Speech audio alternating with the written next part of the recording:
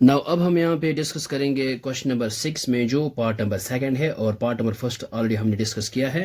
ये क्या है, कॉइन इज टॉस्ड 3 टाइम्स और जब हम कॉइन को 3 बार टॉस करेंगे तो हमारे पास जो सैंपल स्पेस आएगी, तो इसमें जो सैंपल पॉइंट्स है वो 8 आएंगे, मीन्स टोटल आउटकम हमारे पास 8 आएंगे।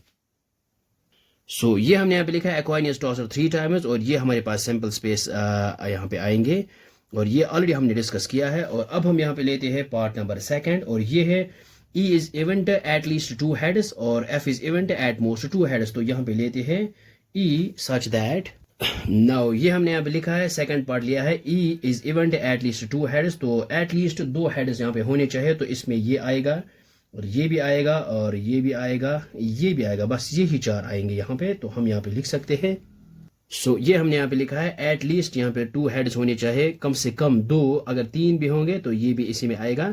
और यहाँ पे एट मोस्ट 2 हेड्स यानी ज्यादा से ज्यादा 2 हेड्स होनी चाहिए और इसमें ये नहीं आएगा तो बाकी सब आएंगे इसमें।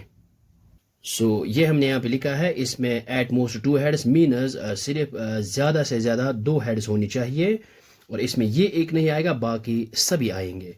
तो ये अब हम यहाँ पे ई इंटरसेक्शन एफ फाइंड आउट करेंगे, तो इसमें ये नहीं आएगा और ये आएगा, ये तीनों आएंगे यहाँ पे, क्योंकि एच एच टी यहाँ पे भी है और एच टी एच यहाँ पे भी है और टी एच एच यहाँ पे भी है, तो ये इंटरसेक्शन में आएंगे कॉमन।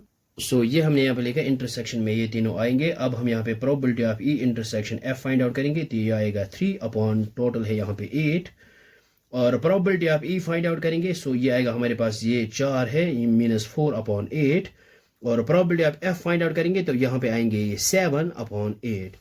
ना अब हमने यहाँ पे फाइंड आउट करना है probability of E by F, which is equal आएगा probability of E intersection F divide by आएगा प्रोबेबिलिटी ऑफ एफ। और यहाँ पे probability of E intersection F जो है ये हमारे पास है 3 अपॉन 8 और whole divide probability of F जो है वो है हमारे पास 7 अपॉन 8। यहाँ पे 8 and 8 get us cancel out, ये आएगा 3 अपॉन 7।